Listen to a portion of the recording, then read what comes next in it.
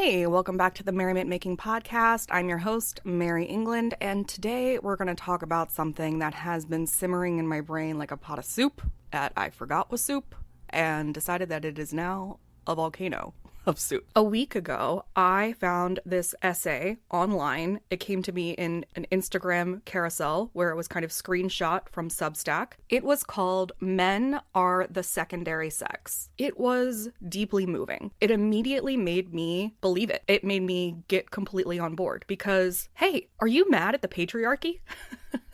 Are you frustrated with how history has been going lately and potentially even just so far? Yeah, I think that probably if you're listening, there's a big chance that you feel that way too. I read it. I was like, wow, what if this is real? What if this is true? What if the entire reason that we have created so much stress and pain and destruction in our current lives is actually because of men, of the patriarchal system? And I did what I do, where I can't not look at the other side. Also made my own research and didn't take anything at face value once I, read through everything. And I was like, let me do my own research. Let me fact check the things that were in this essay. When I did that, I realized what parts of the essay were very real and true and what parts were exaggerated or actually just false. The claims that it makes in the essay are about the patriarchy and biology and evolution and violence, and that men are the secondary sex, and how quickly humanity has managed to speedrun catastrophe once hierarchical domination became the operating system. And yeah, I am fully here. I don't want violence. I don't want these catastrophes. I don't want hierarchical domination where the resources are being hoarded and care is not an essential element of government. I want to honor the rage in this essay because rage is often grief with teeth. I want to tell us what is accurate in this essay, what's important, and then I also want to gently but firmly correct what has been exaggerated or is inaccurate, because the thing is, when you want a cultural shift to happen, you need people to get on your ship, right? And if we are making these exaggerated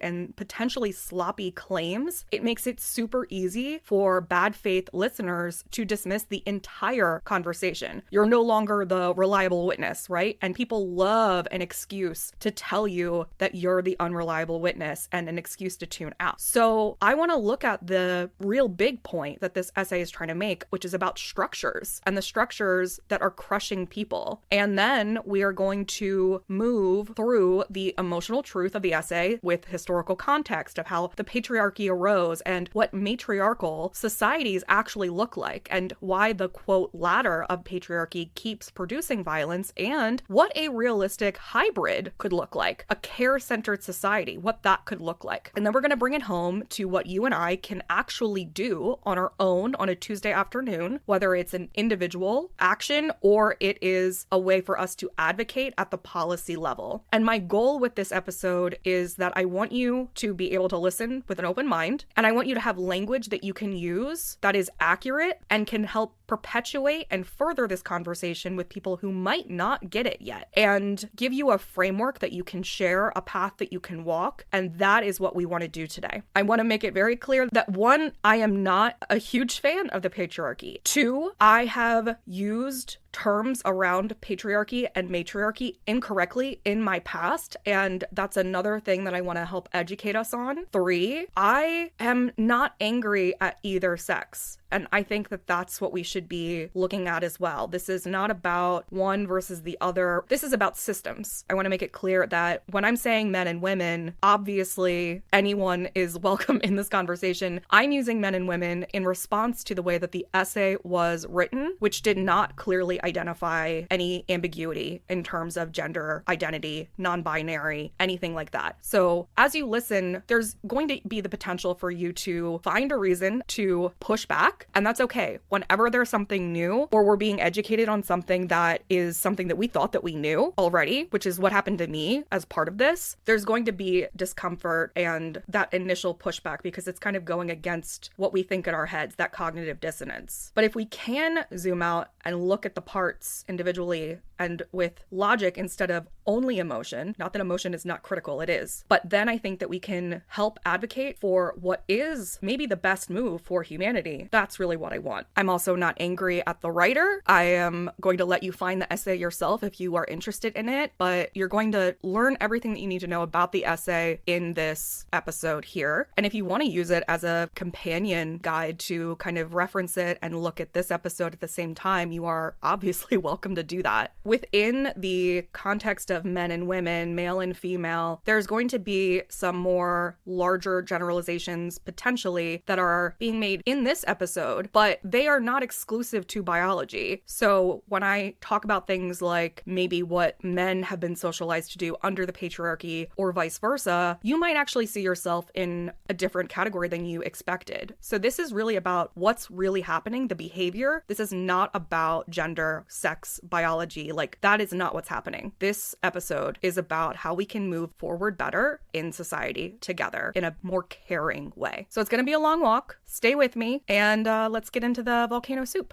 Before we get into the essay, I want to give us a map that we can share, because if we don't, your brain is maybe going to quietly translate everything that I'm talking about into the most common misunderstanding about this subject. And that misunderstanding is that patriarchy equals men, matriarchy equals women. And then we argue about which gender deserves the throne, right? So that's not what I'm talking about in this episode at all. When I say patriarchy and matriarchy today, I am talking about systems, ways of organizing power and responsibility and care. It's not a battle of the sexes. It's not men bad, women good, or vice versa. And it's not flip the hierarchy and then we'll call it healing. This is the simplest way to picture it. So the patriarchy is a ladder. The patriarchal system has power concentrations at the top, and then decisions flow downward, and then your status determines whose needs actually matter. And then competition is treated like nature, and care is privatized and often invisible or not there. Accountability tends to just continue to flow downward, and protection flows upward. So in a ladder system, leadership often gets confused with dominance. People who can tolerate coercion and distance and hard edges will rise faster in a ladder system like the patriarchy. And people who do care-based work are keeping the whole thing together, keeping it running in the background,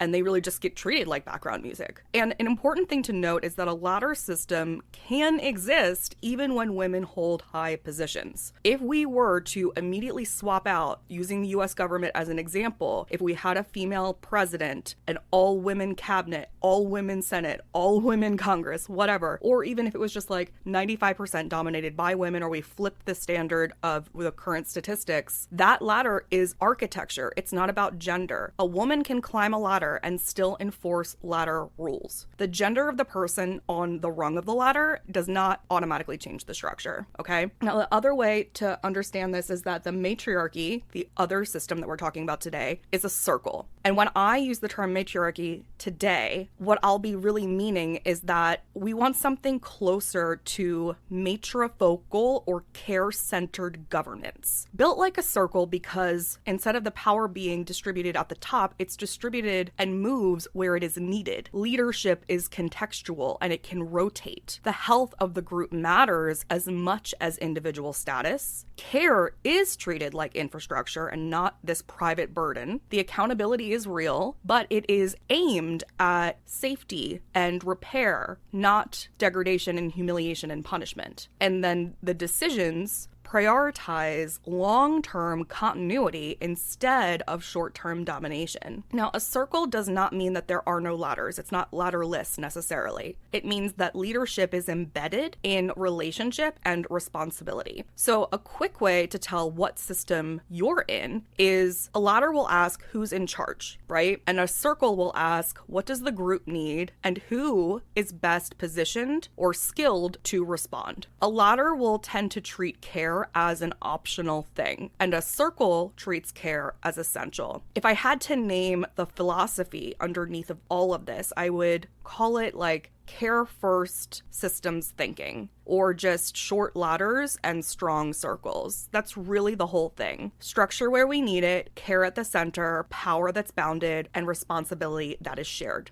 The point of this episode is not me trying to crown a gender. I really am just looking into the question, which organizing principle better supports human well-beings over time? Dominance, care. Circles, ladders. And because modern societies are so huge, the best answer is actually option C. It's a hybrid. We still need some structure to coordinate millions of people, but the core values need to move away from domination and toward care, trust, shared responsibility, and bounded power. So now that we have that understanding and core basis of that map, we can look into the actual essay without getting trapped in that gender thrown misunderstanding. But I do want to say one more thing before we go any further, just to kind of ground this in something ordinary. I want you to picture two households. In one, there is one person who is like in charge, right? And they don't always say it out loud, but everyone feels it and they know it. And nothing really works unless that person is tracking everything: the groceries, the schedule, the emotional temperature of the,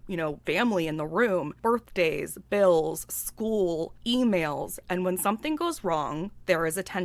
When someone drops the ball, there is blame, and repair takes a long time. And then another household, no one really feels like they're the boss. And yet somehow the food gets bought, the kids are cared for, the bills get paid. When someone forgets to do something, someone else will notice. And when there's a rupture, it gets repaired quickly without humiliation. The difference between these two households is not personality or effort or who cares about the system more. It's just structure. One is running ladder logic and the other is running circle logic. And that's the difference that we're talking about today. And also, there isn't a good or bad anything, right? We can find good in everything. There is power in both. There is help in both. There is lessons in both. And we're just looking at what might be necessary right now as it relates to kind of coming back to the essay. The essay starts with a big sweeping claim that patriarchy is a perversion of evolution. It put the, quote, secondary sex in charge. And in about 10,000 years, humanity has managed to create climate collapse, war, nuclear bombs, trafficking, religious oppression, starvation, and preventable disease. And the writer's argument has a heartbeat, man. Like, it's saying hierarchy plus domination plus impunity for violence produces destruction. Yeah, your nervous system is screaming, why are we still doing this? I get it so much, man. But I just want to be super clear that if you are a woman living in a world where violence is normalized, where your safety is negotiable, where your labor is invisible, and where abusers continue to get protected, your anger will make sense, obviously. You don't even have to be a woman.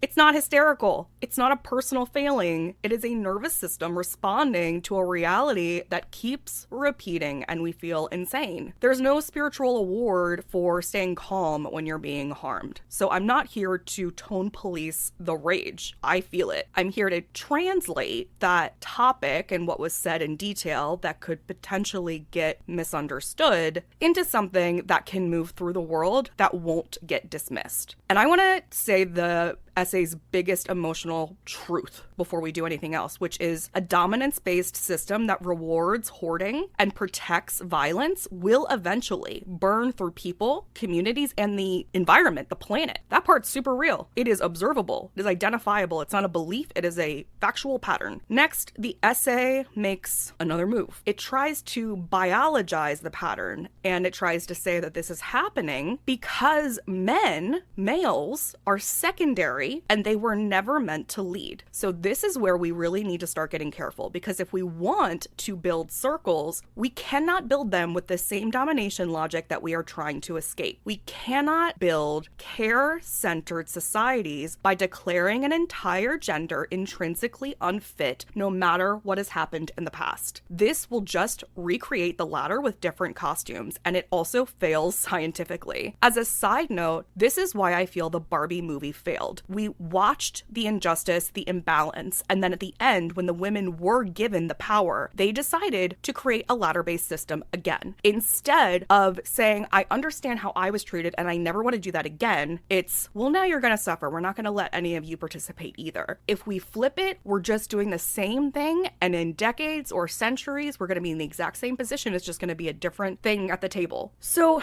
when we're angry, it's useful. It's data. It demonstrates where where your values are being irritated. And that's really important to notice in your personal life and at a macro level. It's letting us know where pain is happening, where harm is happening, where boundaries are being crossed, and where systems have failed. But it's not always the best, architect. If we let our anger design the system, we will often rebuild the same ladder with sharper edges because we're so angry. So we'll use more punishment and exclusion and domination, just in a pointed, different direction. So the work is letting anger point to the problem and letting care design the solution. And that is the difference between venting and creation. So next, what we're going to do is we're going to kind of keep this structural diagnosis and replace the biological overreach that has been included in this with some solid history, psychology, and research. And we're going to make the critique so strong that it can't be waved away. All right, what does the essay get right? So the first thing is that they mention that the patriarchy is historically recent. They say that it didn't exist for 97% of human history. Those exact numbers are debatable, but the general point holds. Modern humans have existed for hundreds of thousands of years, and institutionalized state-level patriarchy becomes more common once we settled agriculture, surplus, property, and early state formation. And that's why people often will say things like the last 10 to 12,000 years as shorthand. And that shorthand can be a little too neat because human societies have always varied, but there were, egalitarian societies, matrilineal societies, patriarchal societies, mixed societies. History is not just like one clean line, but the essay did point at something very important, which is that the patriarchy is not a timeless human default. It is a system that emerges under certain conditions. The next thing that the essay got right was that hierarchies built on domination will create violence. So the essay links the patriarchy to war, racism, class systems, rape culture, unregulated capitalism. Some of those links are complex. The patriarchy is not the only engine of harm involved in this, and things like racism and colonialism have their own architects. Capitalism has its own logic, but still, dominance hierarchies tend to cluster, and if a society normalizes ranking human value, it will become easier to justify exploitation. The next thing the essay got right was that culture can change behavior even amongst primates. So the essay cites Robert Sapolsky's baboon research, and the core story is that when the most aggressive males died, the troop's culture shifted toward less aggression and more affiliation, and the culture persisted even as new males arrived. So basically what that's saying is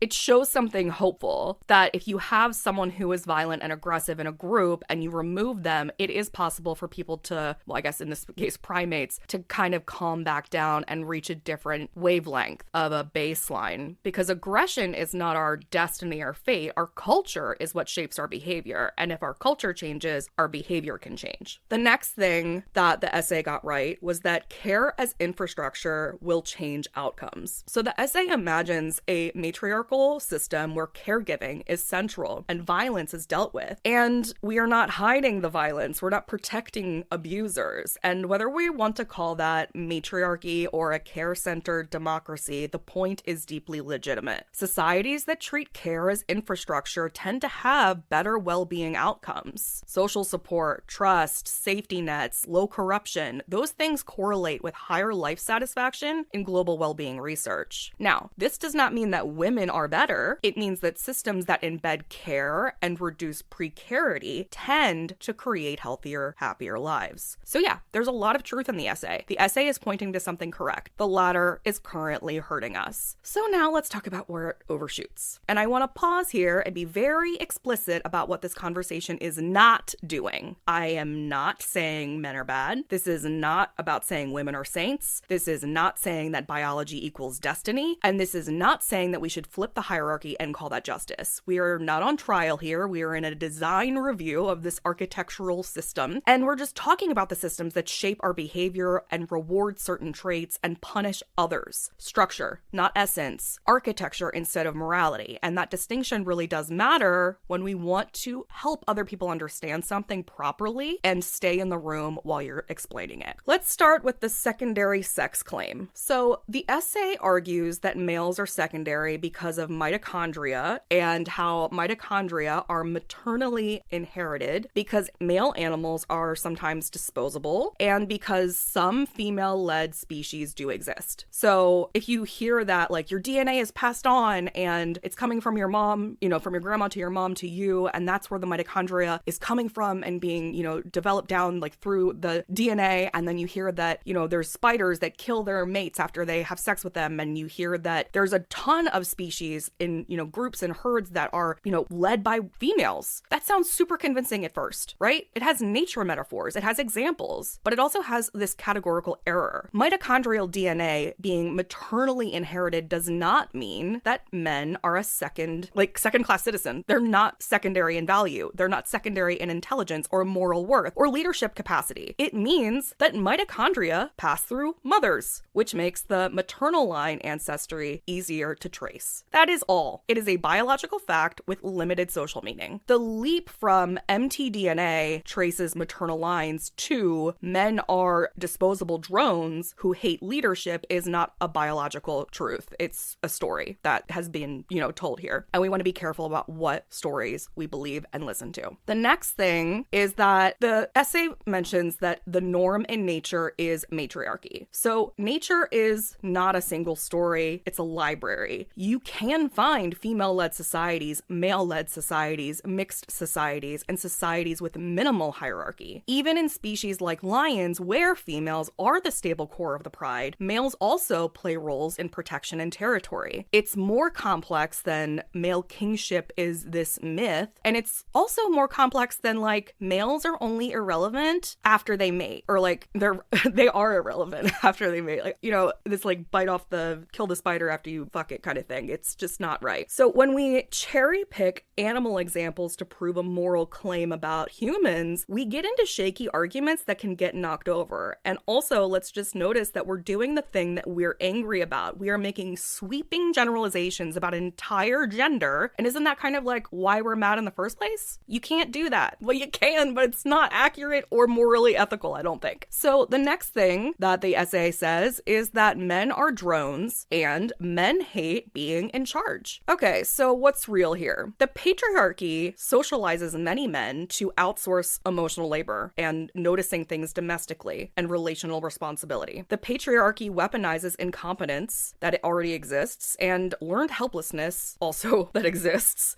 and the avoidant masculinity that exists. But making these sweeping claims that men's brains can only handle, quote, one tab, that intrinsically men prefer being ordered around, and that intrinsically most or all men are biologically unfit for leadership, that's not true. You don't have evidence for that. That is, again, making a sweeping generalization, and we're doing the thing. We're flipping the ladder. We're doing the exact same thing that we are angry about. You can critique, like, the way that males have been socialized without dictating and declaring that males on their own in nature are defective. That's so wrong. I know women who are not intrinsically interested in leadership, who outsource their emotional labor, who don't notice things or have social awareness or relational responsibility. And I know men that do. This is not a real thing. Just because we have noticed these trends does not mean it's all things. Just hear yourself say it if you were saying it about a race. You would immediately notice it as racism. Or if they were saying it about you, you would immediately notice it as some kind of ism. Sexism, misogyny, racism, xenophobia, whatever. When you make a sweeping critique that all males are da-da-da-da, you're wrong! You're wrong! I'm so sorry, but you're wrong. And that part of this that is so frustrating to me is that I really do see these patterns. I do. And I understand that it's super frustrating. Men have been socialized to just like not notice things as much. They have, but it's not a biological trait. And that's what we need to clarify here. I see men plenty, who are like, I don't know where the ketchup is. I don't know, right? But like, that is because we have been socialized as women to become caretakers that have created this like Peter Pan syndrome, so to speak, element on the counter end, right? So the patriarchy socializes us in specific ways and then behavior adapts as such, but it is not biological. That's different. Okay, the next thing that the essay says is that violence and removal section. So let's take a pause here. The essay essay flirts with this idea that we should, quote, remove violent men from society, and it kind of muses that in primitive communities, removal might mean death. And I understand the rage that's being produced in this fantasy. I get it. Have I ever been like, fuck all men, like I'm so angry, like fuck you guys, like god damn it, right? Absolutely. I mean...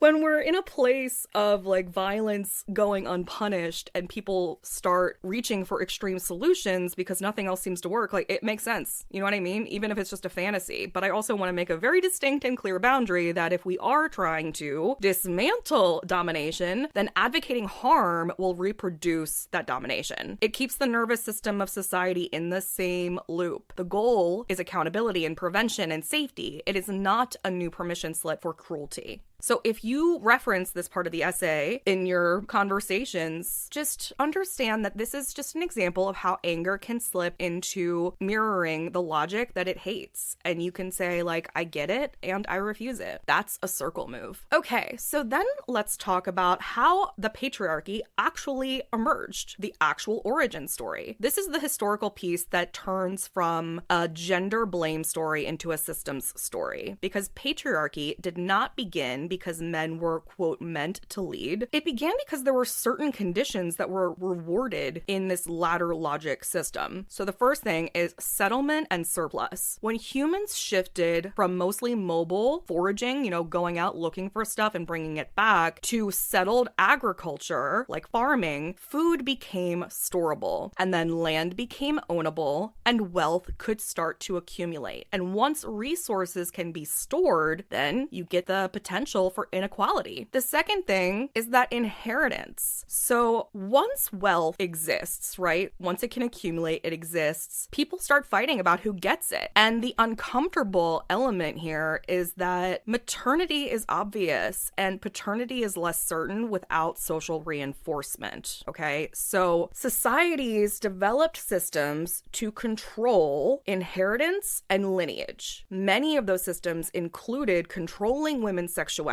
regulating marriage, and tracing descent through men. And this is where we start seeing the patriarchy hardening into laws and institutions. And then what we have is states and organized violence. So as societies grew, they developed standing armies and bureaucracies. Hierarchy scales better than a consensus, so violence became institutional and leadership became associated with command and control, and it distanced itself from care. So the patriarchy is not men being bad. It's the dominance of an architecture that emerged from a surplus, inheritance, and a militarized state formation. And then it reshaped masculinity and femininity to fit inside of the structure. This also explains why patriarchy can exist with women in power. A woman can climb up a ladder and still enforce those ladder rules, right? It's the ladder that's the issue. The patriarchy is a simple, well, maybe it's not a simple system, but it is a system that separated authority from care, and then we just called that leadership. Okay, so now that we've looked at the history of the patriarchy and a quick synopsis of why it began, let's take a look at what matriarchal societies actually look like and who has them still. This is the thing that I think and hope that you really want to hear explained well. When people imagine matriarchy, they will just picture the inverted ladder, or just adding women as the stick figures to the ladder. Women in charge, men beneath. That is not what most real-world matriarchal leaning societies look like. In anthropology, the most common living examples are matrilineal and matrifocal societies. That means lineage and property pass through women, and women are central in kinship and household authority. It does not mean that men are oppressed. Often, men have very important roles. The power flow is simply different. You can look at examples as the Masao in China. This is discussed as matrilineal with walking marriage customs. There's the Minangkabau in Indonesia, one of the largest matrilineal societies. There's the Khasi in northeast India, where inheritance often passes through the youngest daughter. The Haudenosaunee, where clan mothers historically held significant authority, including selecting leaders until colonial disruption. And then also there's the Akin societies in West Africa with matrilineal elements and queen mother roles. So whether or not I'm saying these correctly, they matter because they are proving something, that patriarchy is not universal, that women-centered kinship does not require male degradation, and that care-centered governance can be stable over long periods. And they also show that circle logic is not an aesthetic, it's a structure, it's rules and accountability. So now let's talk about what kind of countries have a more circle matriarchal vibe today. So I was wondering when I started researching and making this episode about Scandinavia, because I've always heard when I'm researching happiness that we have some of the highest ratings of well-being for humans in places like Finland and Norway. I was wondering if this was related to a potential matriarchal system and or hybrid. And Nordic countries are still, modern nation states. They still have hierarchy, they have institutions. And yet they tend to run those institutions with more care-centered logic, robust social safety nets, paternal leave for,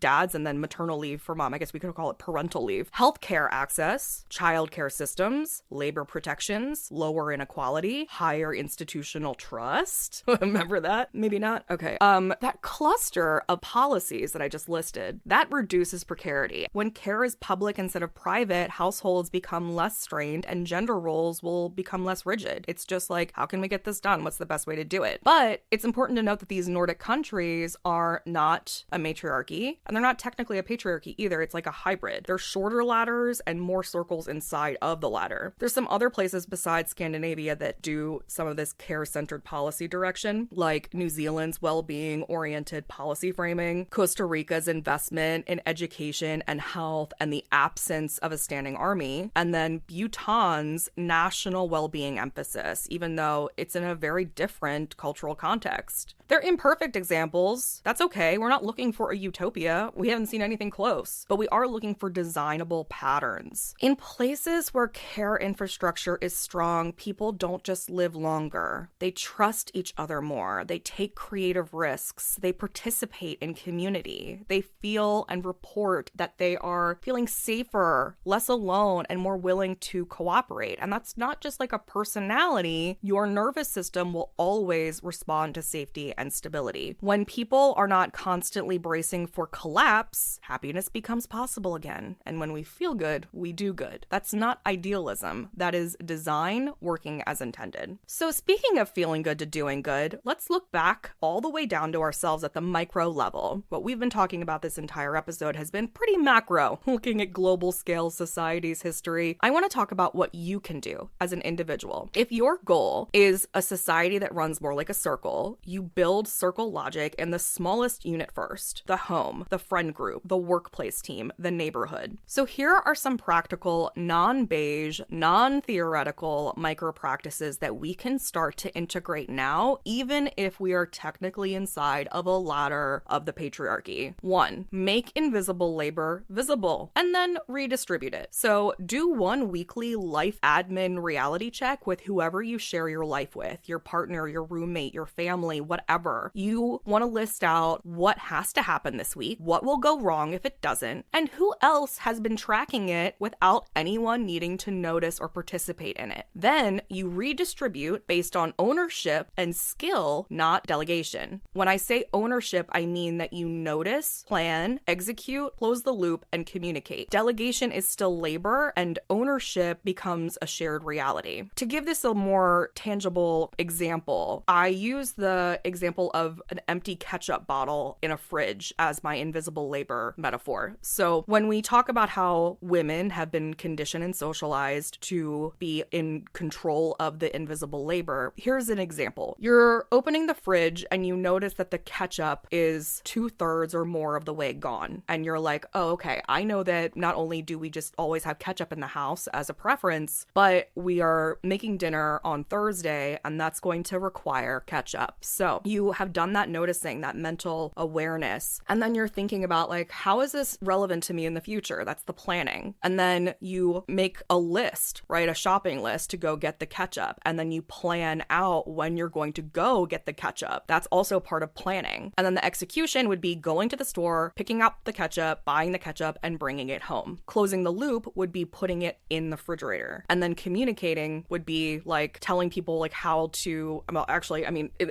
that communication's really only in a visible labor situation. But what often happens and why we get resentful and bitter is that we're the one doing that quote invisible labor. We're noticing the ketchup being low and how it integrates into the rest of our lives. And then we might just send out a person to go get the ketchup, and then it looks externally like they're the one that's being rewarded for this action when technically all they did was what they were told to do. And the thought process that went into getting the ketchup was actually at least equal to the execution to close that loop. And the people that do the first part of the noticing and planning don't get the credit and then always feel like they're just kind of constantly hypervigilant. So that's kind of what I mean by invisible labor. The next thing would be to rotate leadership. So in circle logic, leadership is contextual. It moves to the person who is best positioned to carry it. That might be, I don't know, the geographical location. It might be based on your skill or your interest. So you can try rotating leadership across different kinds of domains, such as food, finances, kids, home maintenance, social calendars, elder care, emotional check-ins. Rotating leadership, meaning who is in charge of all of this, trains two things: your competence and your humility. Because if you're going to be in charge of something, you're going to have to learn how to be better at it, and you're going to make mistakes. The next thing is to repair quickly and cleanly. The latter survives by hiding harm, and the circle survives by repairing it early. You might say things like, I missed that. I understand the impact. Here's what I'm doing. Here's when you can expect it. Here's how I'll prevent it next time. It's not just when we're talking about harm, we are definitely talking about abuse and violence, but it's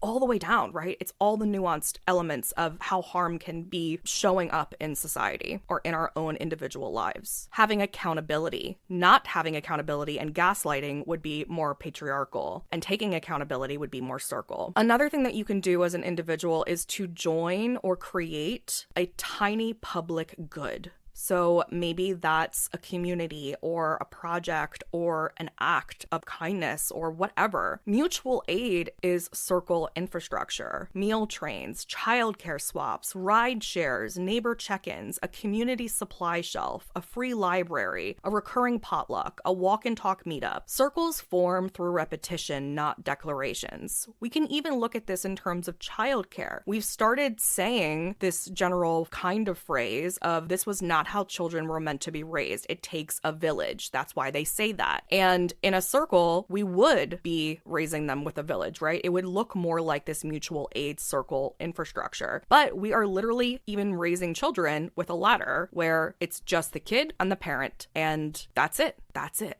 And then the last thing that you can do as an example to get started, how to apply circle structure to your individual lives, is to build your capacity without overfunctioning. Because if you are socialized as the overfunctioner, the overdoer, the invisible labor, all of these things, then your growth edge is going to be to step back and to not help. This like socialized codependency, we're going to step back and not help. We're going to let them make mistakes. We're going to not refill that for them. We're going to let them run out. We're going to let them fail. We're going to let them.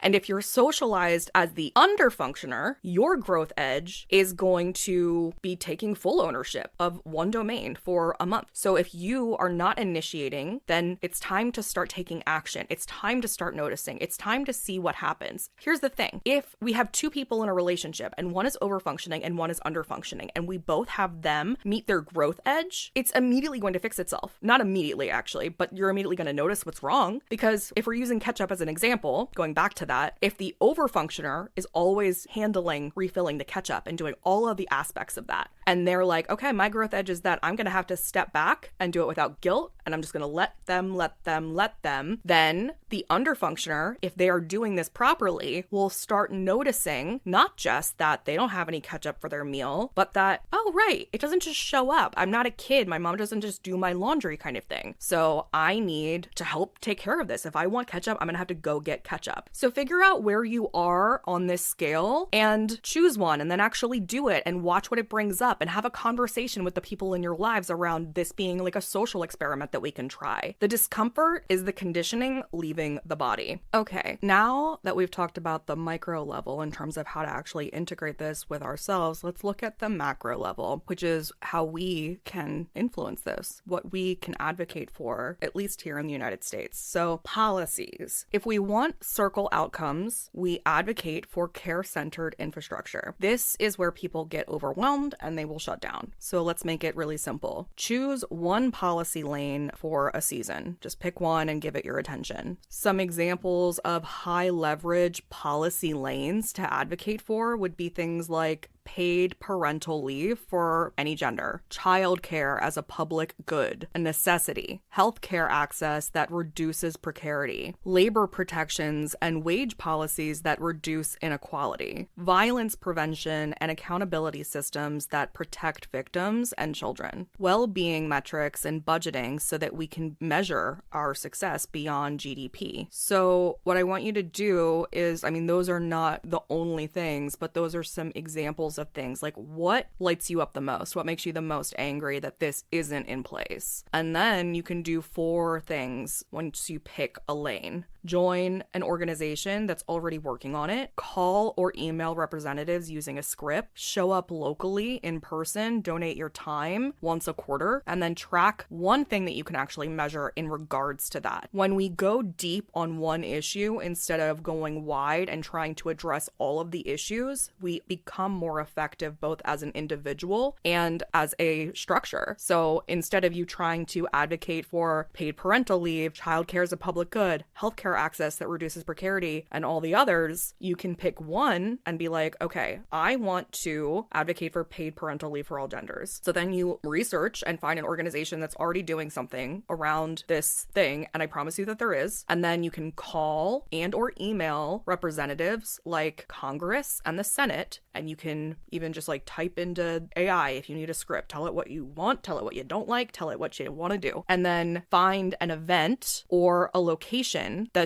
working on this as well and show up in person once a quarter, 4 times a year. And then figure out what is it within this lane that you care about the most. How can you track something? Are we tracking how many people are signing a petition? Are we tracking a bill that needs to go from, an idea to a law? Are we tracking how many people in a certain city or the country at large have access to paid parental leave? You know what I mean? Like, pick a thing that you want to measure, because that circle is going to be built repeatedly, and we need, I guess what I'm saying is we need repetition in order to contact reality. That's what policy work is. Okay, education and language and how you can teach nuance without losing people. So I have a big theory that the way that we approach an issue is very meaningful and powerful. So for example, if you're a vegan and that's a lane that you care about and you want to get other people to, stop eating meat, the way to do that is usually not going to be an effective way by saying things like, you suck, you animal killer, I can't believe it, I'm judging you, like all these things, and doing it through shame. We know through studies that shame does not produce long-term results. So when we're talking about this, when we say matriarchy on the internet, half the room at least hears women ruling men, and the other half hears like a utopia where men are hidden underground. So for most people, it's going to be smarter to lead with values and outcomes and then define the term if someone asks. I think this is actually really helpful for our own conscious language in everything. Instead of being like, I have ADHD, it's like, well, tell me what happens as a result of that, because ADHD can look like a million things to different people. So instead of saying, let's talk about the matriarchy, let's talk about what it is that you want. What frustrates you? What kind of care-centered system do you want? Don't just tell me what you don't want, tell me what you do want. And don't just use a label, use the details. Some other terms that you can use beside care-centered, like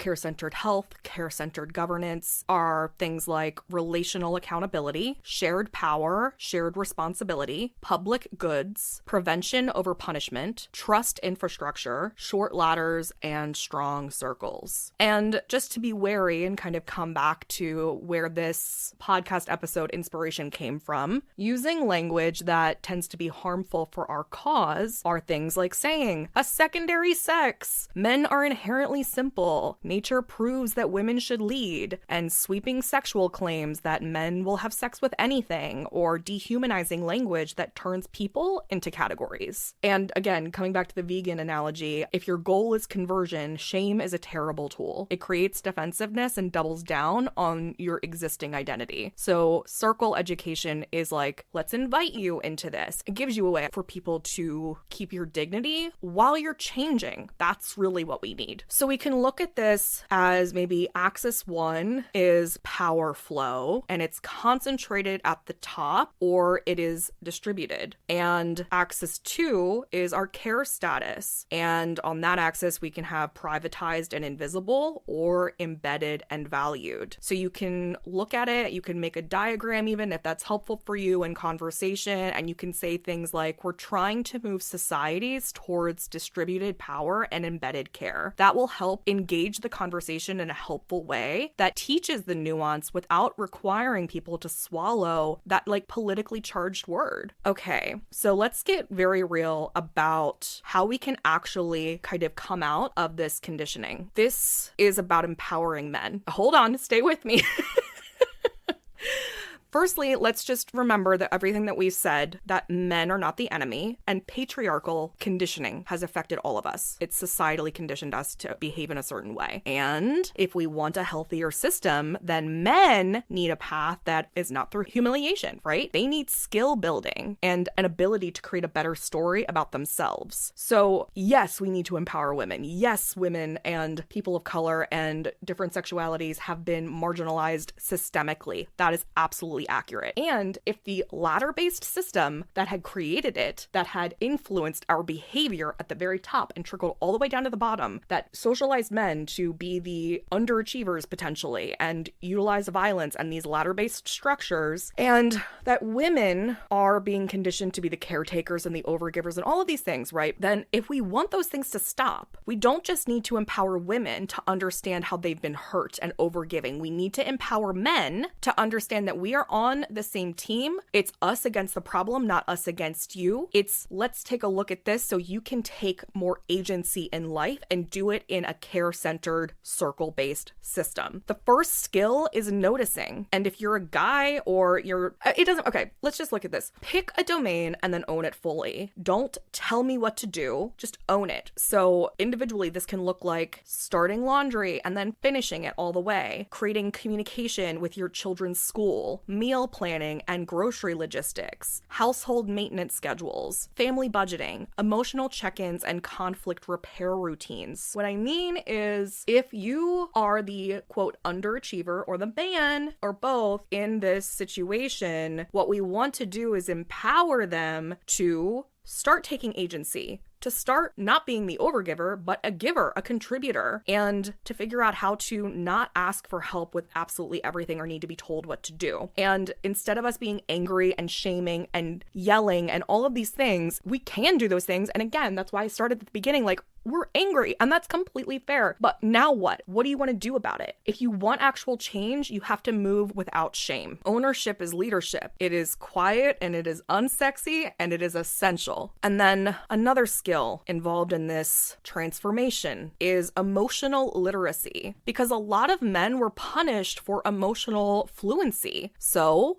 that's part of the patriarchal conditioning, right? Men don't cry, all this stuff. So instead, they don't have anywhere to put their stuff, their emotions, and they default to anger and numbness and withdrawal and sarcasm. So let's start by helping them to name the feeling, name their need, make one request, and tolerate discomfort without collapsing into defensiveness. And I'm just hearing this voice in my head right now that's saying, like, if I have to teach one more man how to do something until women are safe, I'm not going to help a man. Like, all these different kinds of things. Like, I get it. I see both though. And if we want to change things and we want men to be less violent, if we want them to take more action, if we want them to be more emotionally regulated and have these like fully functioning frontal lobes, then I look at it like, working out or self-improvement in any area. It sucks extra at the beginning. It just will. You're going to have to take on more than you were already doing. It's going to be uncomfortable. It's going to be painful, but the goal outcome is established. So if we want all these things to happen within these dynamics, then I think the best way to do it is to name them, explain them, and help with them. Another skill will be for us to learn how to help them repair, or for them to take this agency as well. I mean, this doesn't mean that you necessarily have to do it, but maybe just pointing out these things, sending them this episode. I don't know. But the next skill is repair. So in the circle, apology is not a performance, it's change. It's that meme of like the best apology is changed behavior. So when you are in a situation and you are being told that something is wrong, you are being critiqued, you're being criticized, you're whatever, having a fight, then if you're on the end of being the underachiever or the man or whatever, then you can say something like, okay, yeah, I hear you. I understand that impact. Here's what I'm going to do. Here's how I'm going to do it. Here's when. Here's what's going to change. And then actually go do it. So the script is beautiful, but if you don't do anything about it, then it doesn't matter. The identity upgrade is the last step here, because the patriarchy gives men a script, which is dominance, stoicism, control, conquest. But with a circle structure, masculinity can look like steadiness and guardianship and service, integrity, protection through prevention, being proactive, strength that also includes care. This is a yes and. You don't have to release all dominance or stoicism or control or conquest to be a part of a more helpful system. We look at everything so black and white. But the thing is that we need to take away from this is that men don't need to be shamed into this. This is not going to be helpful. They just need to be invited into a model that feels honorable. And if our goal is that outcome, then we might have to suffer just a little bit longer, but in a different way to help teach them. I'm just saying.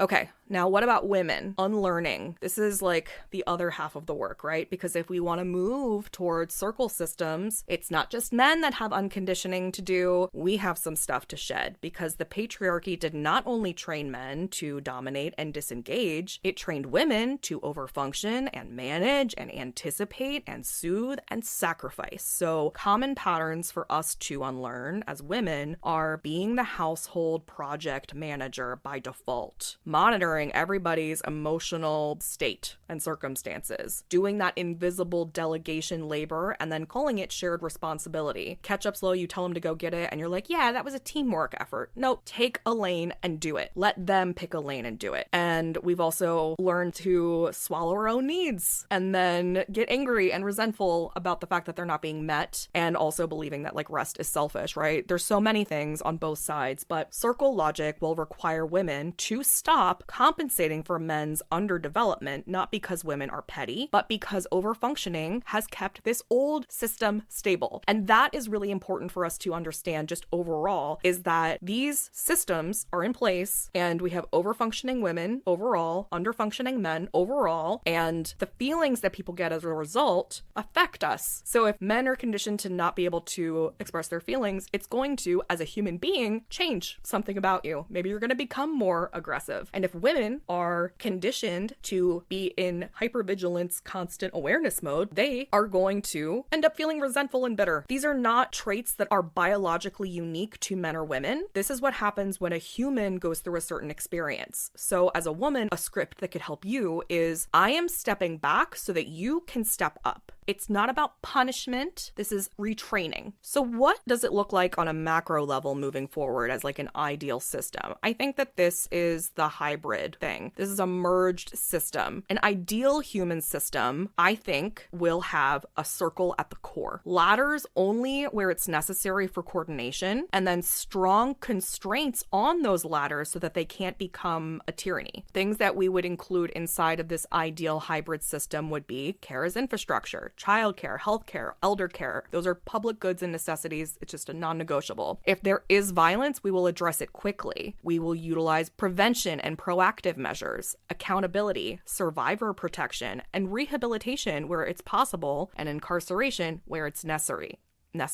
Necessary? Power will be bounded. There will be term limits, transparency, and anti-corruption enforcement. There would be wealth concentration that is constrained. So no one will get to hoard so much that the rest become desperate. And there will be leadership as a service, leadership that rotates, and leadership that takes accountability. I want to reinforce that this system does not require gender essentialism. It's just a design. What does it look like to realistically integrate that ideal system? This is a multi-decade work. People are going to hate that, and it's still true. If we were to start now and work as a collective effort, the first 1 to 2 years, starting now, I guess you could say 0 to 2 years, would be on a micro level. We would be redistributing the invisible labor. We would be building mutual aid habits and teaching repair and accountability in families and teams. This is on a micro individual level. And we would also look at the macro level. We would pick one policy lane and build a local pressure to create a change. And then culturally, we would start changing the language from blame to design. We would be teaching those axes about power flow and care status and how that looks. So that would be like the first 2 years. Those are the small beginning parts. The next phase would be from like 2 years into 7 years. And then we would start to scale care policies at the city level, at the state level. We would build workplace norms around shared caregiving and paid leave. We would increase the transparency and anti-corruption measures, and then strengthen violence prevention systems. And then the next phase would be maybe from like year 7 to 20, and that's when we have like a national level adoption of core care infrastructure and stronger inequality constraints and deeper cultural shifts in masculinity and shared responsibility. And it sounds really long and like a lot of work, because it is. And also, let's realize that the patriarchy has had 10,000 years of a head start, so we can still move quickly if we aim at leverage points and we work together. So let's bring it all back to the essay. So because I've referenced this essay, I want to say that it is emotionally true in the sense that it does capture what it feels like to live inside of a system that protects harm and calls it normal. It is structurally true about how ladders and domination create violence. And it also overshoots when it turns a system's critique into a biological claim about men being secondary and inherently unfit. That move is inaccurate, and it narrows coalition. It's turning a solvable design problem into a gender war, and what I was trying to do here was design a potential perspective and fix. And there is a moment when rage imagines harm as a solution. I understand that impulse, and I refuse it. We will not dismantle domination with more domination. This is not an eye for an eye. Let's end with something practical. So if you've listened to all of this, congratulations. And also, you are probably maybe feeling the original essay's rage in your bones and the overwhelm of this strategy and new information and timeline. I really want you to understand that that's super normal. You're a human, and you're just responding to a system that has normalized so much harm, and the way out of it is like to do more work. That is ultimately the crux of all of this, and it sucks.